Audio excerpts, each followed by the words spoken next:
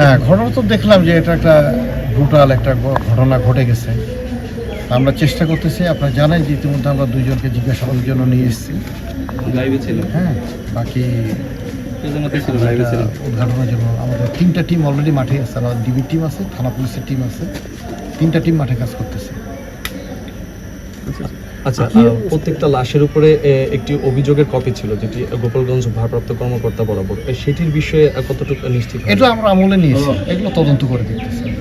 ঠিক আছে, কি কারণে এই হত্যাকাণ্ডের ঘটনা ঘটেছে প্রাথমিক আর জানতে? কি কারণে এটা তো এই মুহূর্তে বলা মুশকিল। হ্যাঁ, কারণ আমরা বিভিন্ন বিষয়গুলো নিয়েই এখন ইয়ে করতেছি। কি কারণে হলে তো তখন আমরা উদ্ঘাটিত হয়ে যাবে, তখন তো আর কিছুই থাকবে না।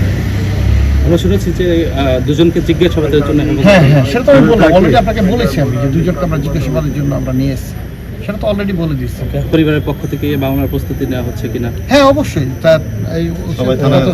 হ্যাঁ, তারা এসছেন, আমরা মামলা নিয়ে নিই। এই ঘটনাস্থলে আসলে কি কি পাওয়া গিয়েছে আলামত? যদি একটু আলামত যেগুলো পাওয়া গেছে সেগুলো তো আপনারা ছিলেন, আপনারা দেখছেন, এবং সেগুলো সিআইডি টিম নিয়ে গেছে, এগুলো ফরেন্সিকের জন্য পাঠানো হয়েছে। আপনার আশাবাদী দ্রুত সময়ের মধ্যে? ইনশাল্লাহ, অবশ্যই ইনশাল্লাহ। বাকি এখন আপনাদের সহযোগিতা দরকার, কারণ আপনাদের কাছে অনেক ধরনের তথ্য আছে, ইনফরমেশন আছে। আমি চাইবো যে আপনারা এই তথ্যগুলো দিয়ে পুলিশকে সহায়তা করবেন। ধন্যবাদ। এই যে একসাথে 5টি হত্যাকাণ্ড, এটি আপনারা কোন দৃষ্টিতে দেখছেন? মানবিক দিক বিবেচনা? খুবই দুঃখজনক, আমি শুরুতেই বলেছি যে এটা একটা ব্রুটাল একটা ঘটনা।